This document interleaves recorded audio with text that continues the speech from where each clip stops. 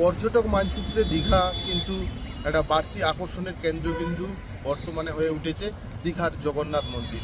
এতদিন যাবৎ কিন্তু পর্যটকরা ছুটে আসতেন দীঘার সমুদ্রের টানে। ভ্রমণ পিপাসু মানুষজন কিন্তু ছুটে আসতেন বারে বারে দীঘার এই সমুদ্র সৈকতে নির্জনে সময় কাটানোর জন্য। এখন কিন্তু সেই চিত্র আমূল পরিবর্তন হয়েছে। দীঘার সৈকতে রাজ্যের মুখ্যমন্ত্রী মমতা ব্যানার্জির উদ্যোগে কিন্তু গড়ে উঠেছে জগন্নাথ মন্দির। পুরীর আদলে এই জগন্নাথ মন্দিরে মন্দির কমিটির পরিসংখ্যান অনুযায়ী গত 6 মাসে প্রায় 90 লক্ষ দর্শনার্থী দীঘার জগন্নাথ মন্দির পরিদর্শন করেছেন।